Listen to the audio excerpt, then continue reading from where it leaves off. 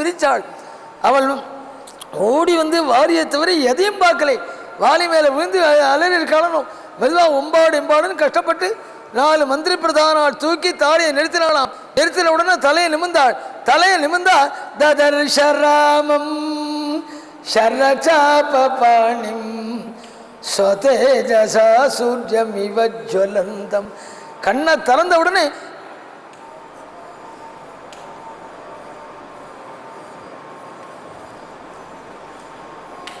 ஒன்றுமே வேணாம், அவரை உட்கார சொல்ல போகிறோம்.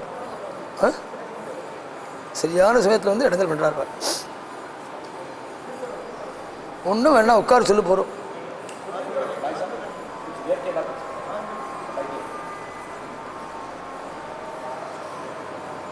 விஸ்புரந்தி பரிரப்யமானா பர்த்து சகாஷாதபனீயமானா. ஒம்பாடுன்னு கஷ்டப்பட்டு வாலியுடைய சரீரத்திலேருந்து தாரையை பிரித்து நிறுத்தினாலாம். அவள் அதுவரை வாலியை தவிர எதையும் பார்க்கலை.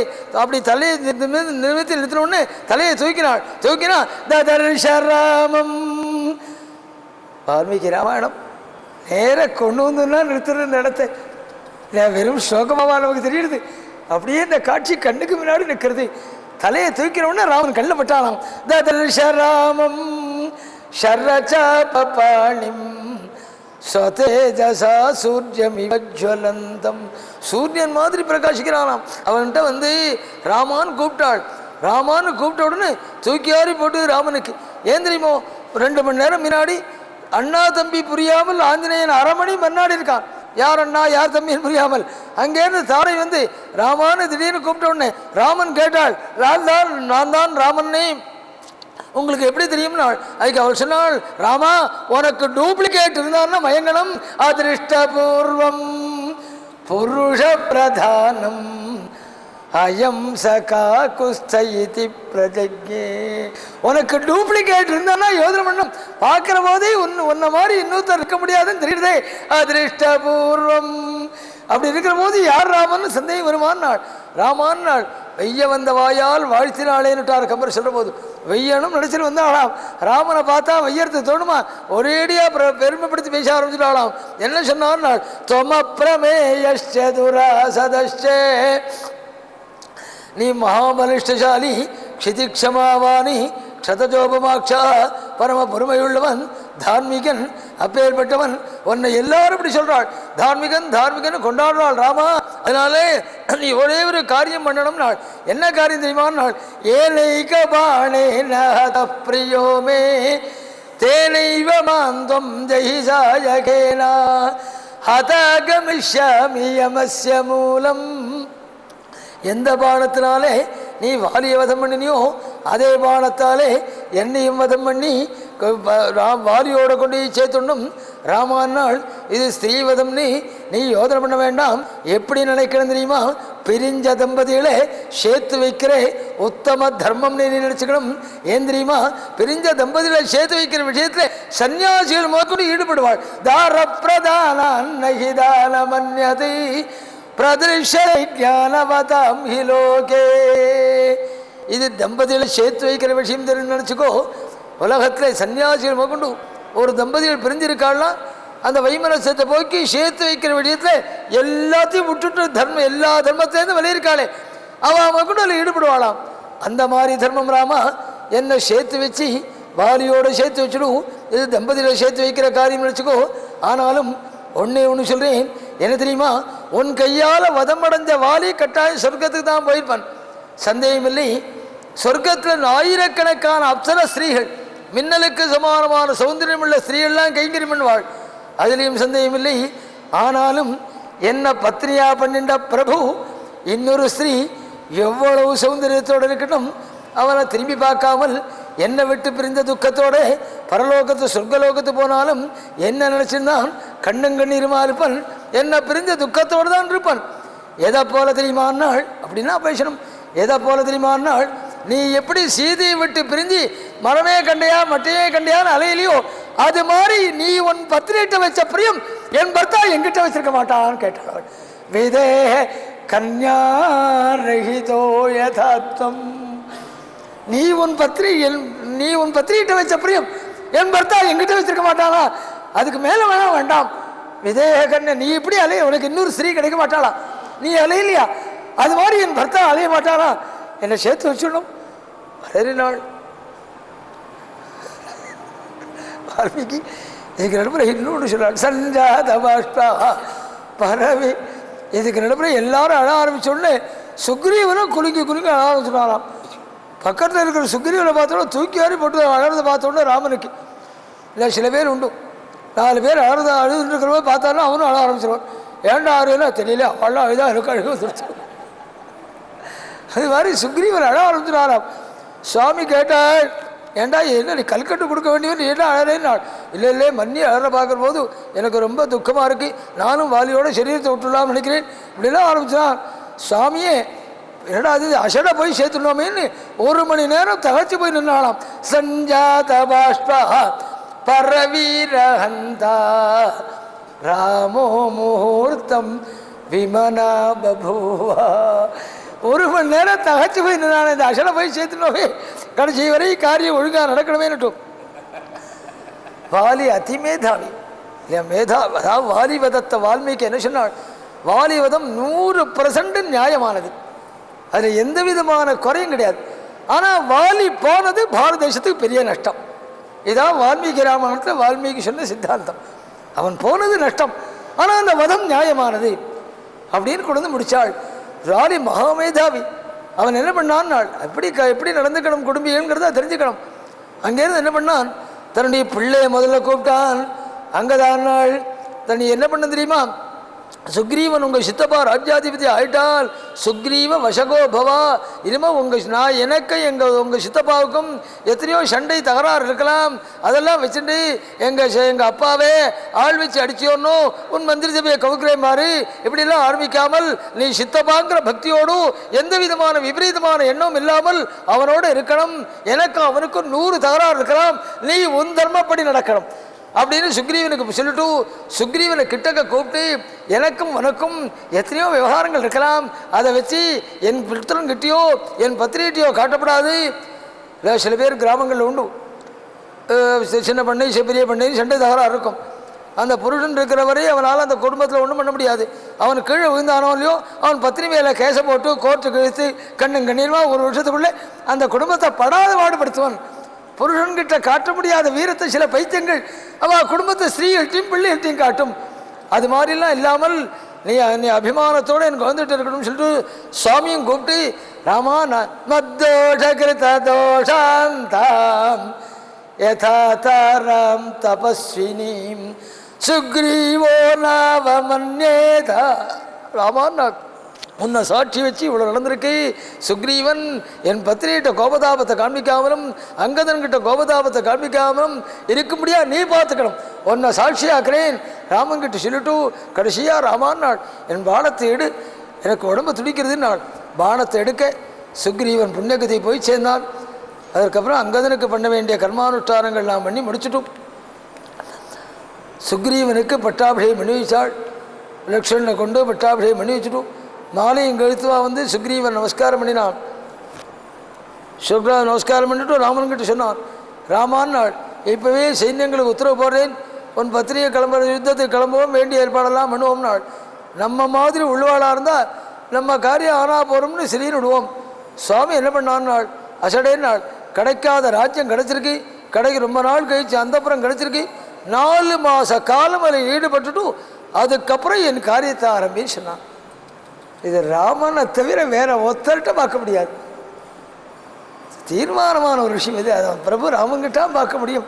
தனக்கு பத்தினி எப்படி அடைய போகிறோம் தெரியல, அந்த நிலையிலையும் அந்த புறத்தை அனுபவி 4 மாதம் நீ ராஜ்யத்தில் இரு, அதுக்கப்புறம் என் காரியத்தை பார்க்கலாம் நாள் சரின்னு நீ அப்படின்னா உடனே நீங்களே என்னோட இருங்கோட நான் டவுனுக்குள்ளே வரதில்லைன்னு பிரதிக்க பண்ணியிருக்கேன்.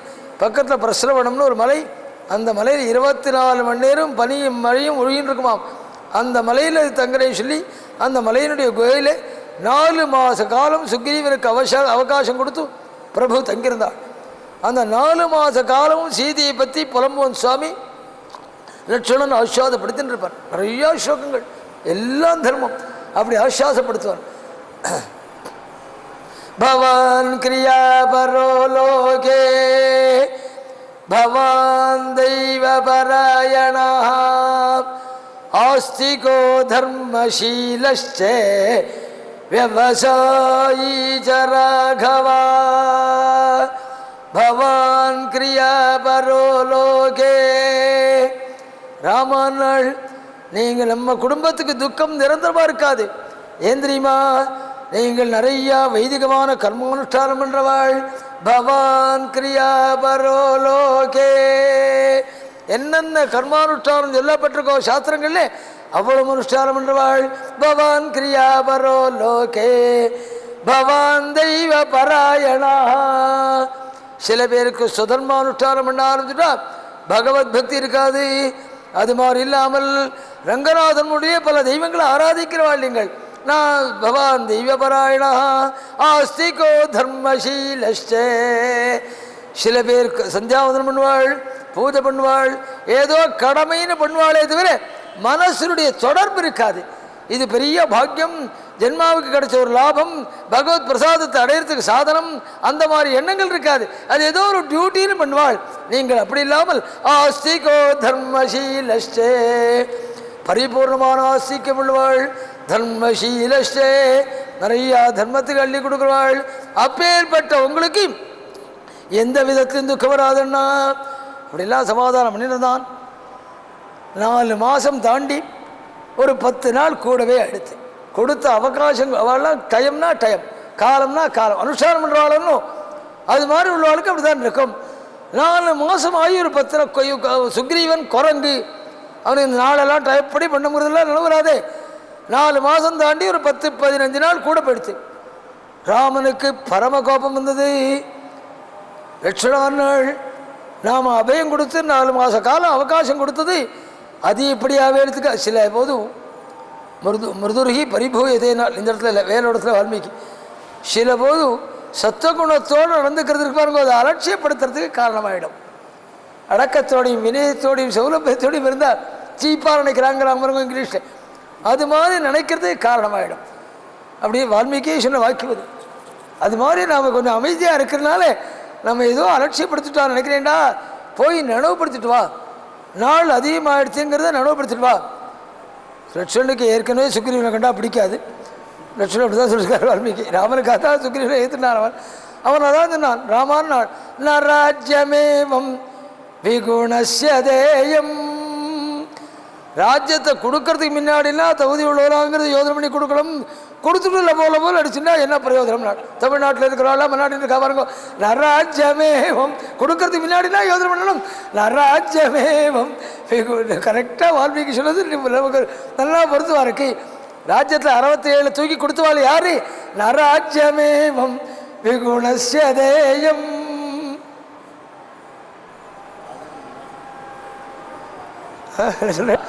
நம்மளவளுக்கு நம்மளதான் சத்ரு இருக்கிற சுக்ரீவனுடைய கன்னத்தில் அறையிற மாதிரி இந்த சத்வனி போய் விழுந்தது. சுக்ரீவன் அந்த அஷடில் இருக்கா பாருங்க, அவளுக்கு தன் காரியத்தை சாதிச்சுக்கிற மகா கட்டிக்காராள் இருப்பாள். அதான் அஷடியுடைய பெரிய லாபத்தில் அது ஒன்றும். அதனால் அந்த வயலுக்கு என்ன தோணுது? சுக்ரீவன் லட்சுமணன் பரமகோபத்தோடு வந்திருக்கான்னு தோணுது. அதனால் தான் இப்போ போனால் லட்சுமணன் தலையை கிள்ளி கீழே போட்டுடுவான். அப்படி என்ன சொன்னான் தெரியுமா லட்சுமணன்? மா நாம நச்ச சங்குஜித பந்தாக ஏனவாலி ஹதோகதான்னு சொன்னான். வாலி போன வழி இன்னும் அடைச்சுடலை அப்படின்னு சொன்னான். அதாவது தரந்தான் இருக்கு ஜாக்கிரதை அப்படின்னு சொன்னான். அந்த துணி உள்ளே போய் கேட்டு வரலையோ நடுங்கி போயிட்டான். என்ன பண்ணானாம்? தாரையை அமுச்சு வச்சான். அந்த புறத்தில் இருக்கிற தாரையை நீ போய் பாரு, நான் அவனை போய் சமாதானம் பண்ணினாள். தாரை சொன்னாள், லட்சணம் பரம கோபிஷ்டராய் பூமிக்கு ஆகாசத்தை எகிரி குதிக்கிறான், என்ன அனுப்புறேன்? உனக்கு தெரியாதிரி, இந்த குடும்பம் நச்சி ஸ்திரீஷு மகாத்மானா கோச்சித் குர்வந்தி தாருணம். ஸ்திரீகிட்ட கோபிச்சுக்க மாட்டாள், அது தர்மம் உள்ள குடும்பம், அதனால் நீ போ. இல்லை சில குடும்பத்தில் புருஷால் உண்டு, ஏதாவது விவகாரம் வந்தால் தன்னால் முடியாது ஆத்துக்காரி அனுப்பிச்சிப்பான். நஹி ஸ்திரீஷு மகாத்மானா கோச்சித் குர்வந்தி தாருணம். அது மாதிரி அனுப்பிச்சான் சுக்ரீவன். அந்த புறத்திலேருந்து படுக்கையிலேருந்து எழுந்து வராள். வால்மீகி அப்படியே வர்ணிச்சாள். சா விஹ்வலந்தி சா விரஸ்கலந்தி மத விஹ்வலாட்சி அந்த புறத்துலேருந்து எழுந்து வராளணும். எந்த நிலையில் ஸ்திரீகள் இருப்பாளோ அப்படி வர்ணிக்கிறார். போரும் போராதுக்கே குடிச்சிருக்காளாம். குரங்குகளுக்கெல்லாம் குடியில் ரொம்ப ருச்சி உண்டு.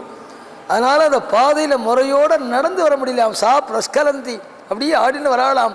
மதவிக்கலாட்சி அந்த போரும் போராதுக்கு வஸ்திரங்கள் கொஞ்சம் ஒரு 2 வழி 2 விரல் கீழே இறங்கியிருக்கான். வால்மீகி அந்த ஸ்லோகத்தை சம்ஸ்கிருதத்தில் தான் அனுபவிக்கணும். நிமிந்து பார்க்க முடியலையாமல் லட்சணனை இந்த எலக்ட்ரிக் கம்பத்தை இழுத்து கட்டிட்டு பாருங்க, அது மாதிரி நிமிந்து பார்க்க முடியலையாமல் லட்சணனை. அந்த அளவுக்கு சௌந்தரியம் உள்ளவளாம். அவள் அங்கலட்சணம் உள்ளவளாம். அவள் அங்கேருந்து வரலாம். அவளுடைய சௌந்தரியத்தை விடாமல் அப்படி வர்ணித்தார் வால்மீகி. இது எதற்காக வர்ணிக்கணும்? வால்மீகிக்கு ஸ்திரீயை வர்ணிக்கிறது லட்சியம் இல்லை. அப்படி சொல்கிறது மூலமாக ஒரு தர்மந்திரியர் தான். என்னென்னால் அப்படி எழுத்தா போல அறகுறையான வஸ்திரம் பரம லட்சணம், அறகுறையான வஸ்திரம், அந்த நிலையிலே பரம சௌந்தரியம் உள்ளவள்.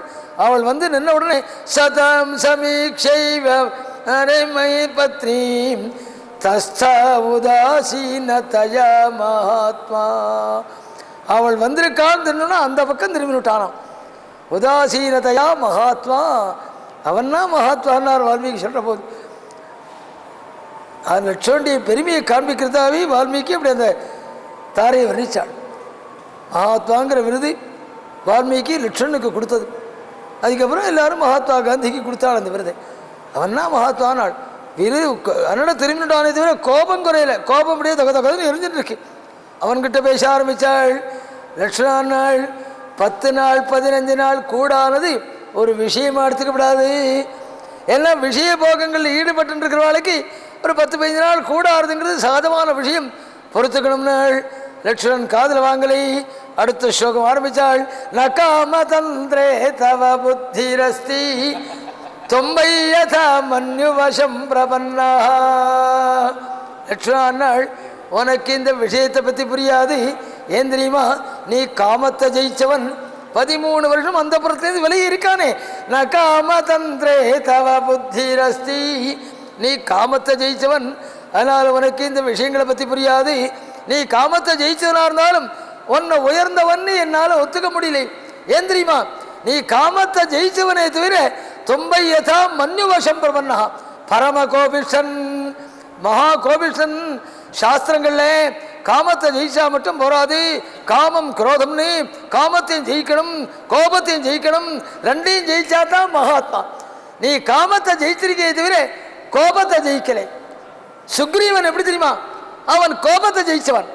சுக்ரீவன் கோபிச்சுனானே ராமாயணத்தை கிடையாது. சுக்ரீவன் கோபத்தை ஜெயிச்சிட்டான், ஆனால் காமத்தை ஜெயிக்கலை.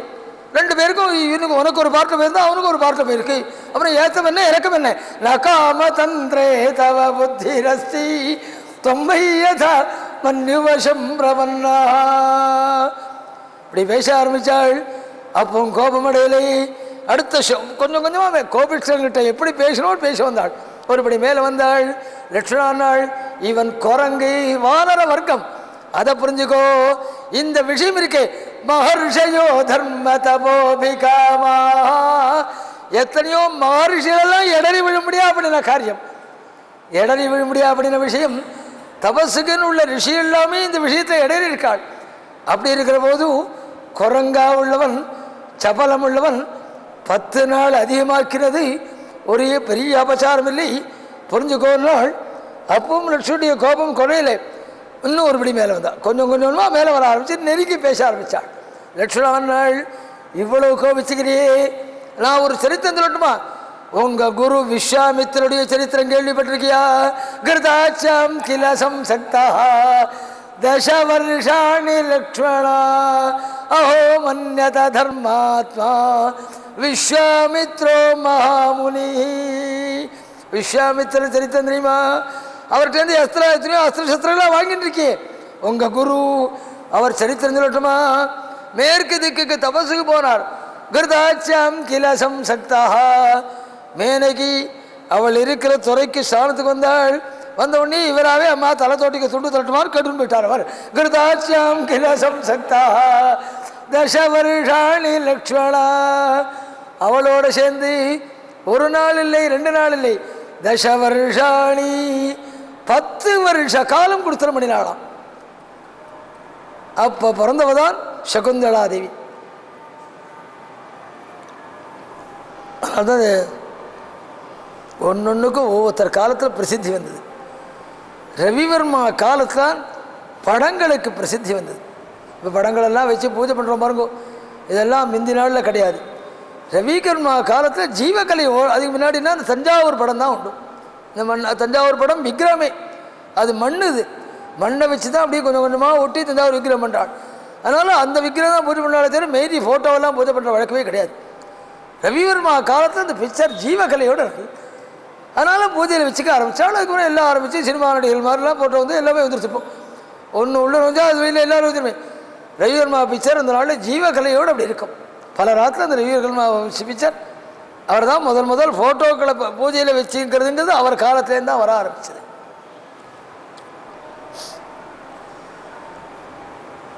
அந்த ரவிவர்மா பிக்சரை பார்த்தா தெரியும். மேனகை கொண்டு பொண்ணாக பிறந்து ஒரு பொன் பிறந்தவருக்கு, பிள்ளையாக பிறந்திருந்தா இன்னும் 10 வருஷம் இருந்துருப்போம். அது பொண்ணாக பிறந்திருந்தவருக்கு அந்த பொண்ணை கொடுத்து நீட்டுவார் இப்படி பெறுவார். ஃபோட்டோவில் பார்த்தா தெரியும்.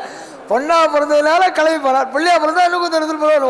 ஒரு நாள் 2 நாள் இல்லை, தச வருஷாணி லட்சணா 10 வருஷம் அஹோ மன்யதா தர்மாத்மா. தர்மம் சம்பாதிக்கிறதுக்குன்னு போனவர், தர்மம் பண்ணுறது புண்ணியம் சம்பாதிக்கிறதுக்குன்னு போனவர் 10 வருஷம் சந்தியாவனம் கிடையாது, தபசு கிடையாது, அனுஷ்டானம் கிடையாது, அப்படி ஆகிட்டாள்.